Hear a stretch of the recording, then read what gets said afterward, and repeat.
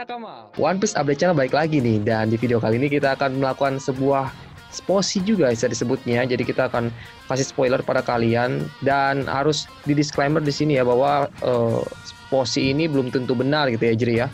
Jadi kita betul. menyampaikan belum tentu itu akan langsung terjadi di manganya. Tapi kalau misalkan pun terjadi ya itu bagus juga, berarti apa yang kita sampaikan benar gitu ya untuk kalian. Tapi jangan langsung diterima 100% guys.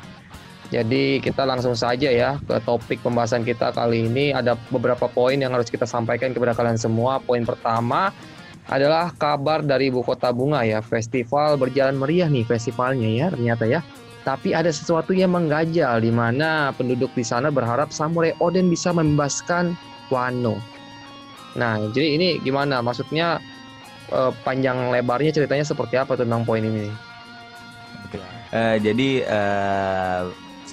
dari informasi yang Andres bilang tadi itu tuh kayaknya informasi terkait serangan yang direncanakan oleh 9 Sarung Pedang Merah itu sudah bocor ke masyarakat, dan masyarakat di Kota Bunga itu sepertinya di Ibu Kota Bunga sepertinya sudah tahu kalau para samurainya Oden 9 Sarung Pedang Merah merencanakan sebuah rebellion atau revolusi untuk membebaskan negeri Wano dari tangan Kaido dan Orochi. Nah, di sini poinnya tuh kenapa mereka bisa sampai tahu, padahal kan yang kita tahu nih masyarakat Wano di Ibu Kota ini tuh Bunga inosen. gitu ya. Iya, masyarakat Ibu Kota Bunga ini inosen dan nggak tahu apa-apa gitu tentang rencana ini. Dan bahkan Orochi juga kalau tahu itu cuman karena ada si kampret Kanjuro gitu. Jadi permasalahannya di sini sekarang siapa yang ngasih tahu, siapa yang membangkitkan hasrat untuk merdeka para penduduk Wano. Dan itu agak mengganjalnya di situ sih, kenapa mereka tiba-tiba tuh semangat gitu festivalnya dan dia mendukung Samurai Oden untuk melakukan revolusi itu. Sejauh ini karena ini sejauh ini menurut gua nih, asumsi gua nih, yang memberitahu itu adalah Hiyori. Kenapa Hiyori? Satu, karena Hiyori nggak pernah muncul dari terakhir di chapter 950-an. Kedua, Hiyori itu menghilang secara tiba-tiba setelah mengikuti rapat. Ketiga, sosok Hiyori itu familiar, yang dimana Hiyori dulunya menjadi Komurasaki, adalah orang tercantik di seluruh negeri Wano. Jadi intinya si para penduduk Wano nih percaya dengan apa yang Hiyori sampaikan. Mungkin itu cara mereka, para penduduk Wano, tahu kalau misalkan 9 Sarung Pedang Merah beserta aliansinya sedang melakukan revolusi di Onigashima untuk menendang Kaido serta Orochi keluar dari negeri Wano. Jadi itu sih asumsi gue terkait poin pertama ini. Nah, tapi benar kata Andres di awal, kita tidak bisa percaya 100%. Nggak tahu nih ini benar atau enggak nih. Baik, mantap. Kita langsung ke poin yang kedua ya. Tadi kan berarti kita sudah mengasumsikan bahwa Hiyori adiknya Momonosuke yang sudah menyebarkan hal itu ya. Lalu yang kedua ini, poin yang kedua adalah Kaido terkapar setelah menerima serangan gabungan guys ya. Lalu kita lanjut ke yang poin ketiga guys ya. Yang menarik adalah di poin ketiga ini. Jadi setelah Kaido itu ternyata pingsan, Queen langsung join tuh ya. Queen langsung join pertarungan dan menembakkan sesuatu gitu ya, sambil menyebutkan kata bingung. Bingung ini bukan berarti bingung ya. Apa nih, gimana penjelasannya nih Pak Jiri? Tapi gue juga bingung dengan istilah bingung ini. Cuman satu hal yang gak gue bingung di sini ya. Yang satu hal yang gak gue bingung tuh gak heran kalau Queen menembakkan sesuatu. Karena Queen itu yang kita tahu tuh dia jenius, dia suka menciptakan alat perang atau tembak-tembakan dan segala macamnya. Jadi sudah sewajarnya kalau Queen muncul terus menembakkan sesuatu. Oke, kita lanjut ya ke poin yang keempat di sini ya. Ini juga seru poin keempat. terungkapnya kekuatan sekretaris Kaido dan dia melaporkan posisi Yamato yang sedang mengejar Momo dan Shinobu. Ini gimana nih cerita lengkapnya nih? Ini gue masih nggak nyangka sih kekuatan si sekretaris Kaido, si bocil itu yang pakai topeng-topengan, namanya Bao Huang. Bao Huang. Iya, gue nggak nyangka tuh dia kekuatannya cukup OP ya, cukup overpower untuk skala memata-matai, karena katanya tuh dia bisa melihat melihat kondisi di tempat lain mirip seperti si kekuatan anaknya Big Mom yang cermin, mungkin dia bisa memata-matai orang. Oh iya si nenek sihir itu, si nenek peot. Iya, si nenek sihir itu. Sorry, kita lupa namanya siapa.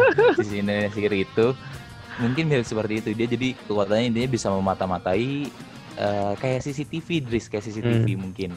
Jadi dia di sini dibilang katanya menggunakan kertas dia itu, iya.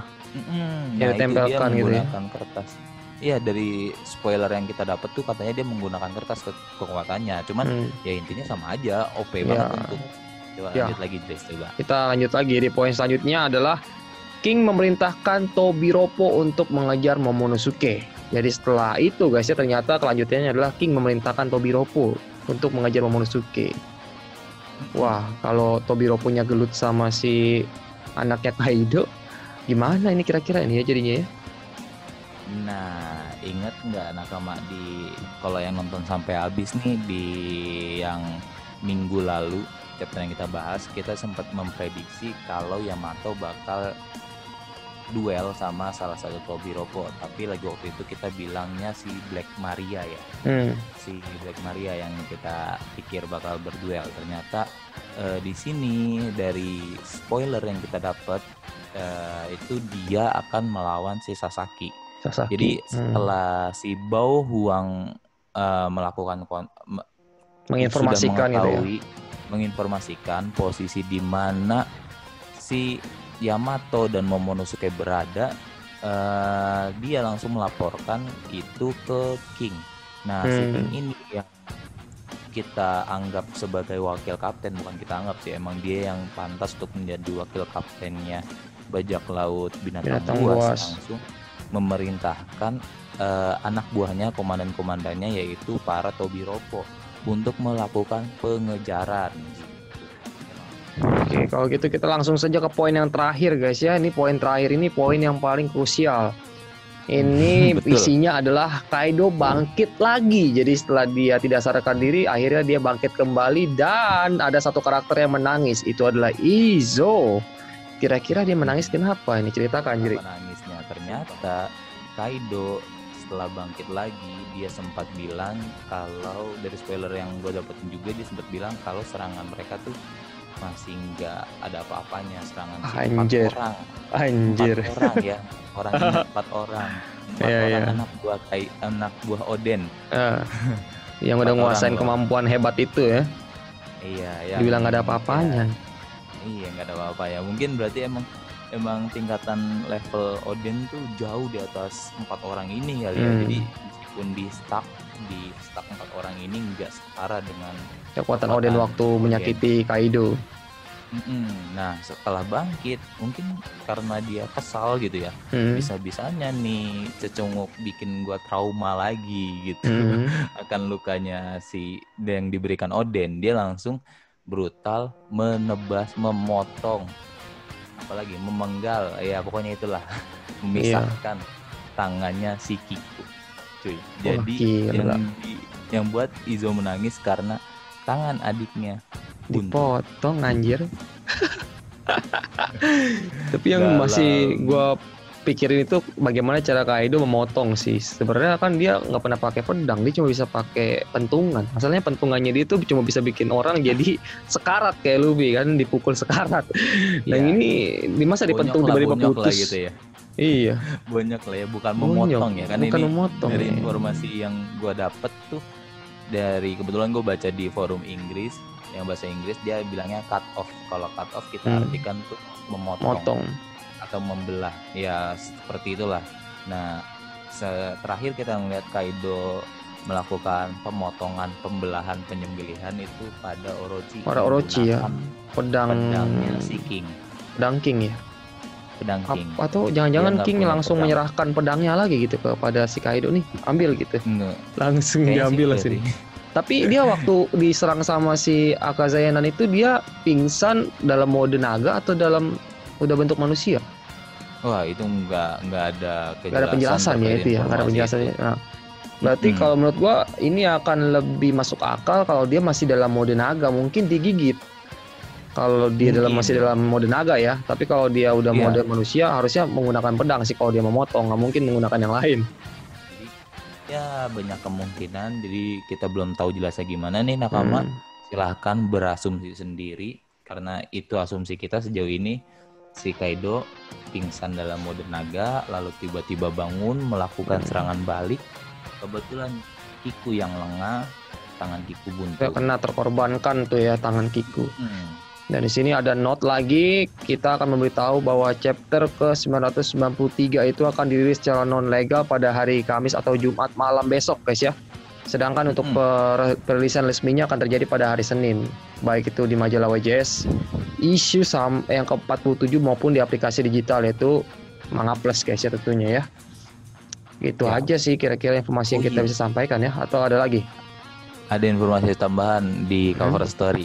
Lanjut lagi keluarga BG. Lola dan Goti menikah. Itu informasi penting gak penting sih, tapi kan kemarin dia cuma baru mesra-mesraan doang kan gitu kan. Tapi akhirnya mereka malah ngadain acara pernikahan. pasti yang kita bahas. Iya boleh lah kita bahas lebih dalam tentang itu lah ya. Lihat ya. Kalau kita lihat gambarnya guys ya. Karena kita nggak tahu dia itu nikahnya secara kayak gimana, apakah cuma dalam anggota mereka aja atau mereka nih nyewa satu pulau gitu. Oke lah ya, segitu aja untuk informasi yang bisa kita sampaikan. Thank you buat Nakama semuanya yang sudah menonton videonya sampai habis, dan sampai jumpa semuanya. Salam Nakama. Salam Nakama, bye. Bye.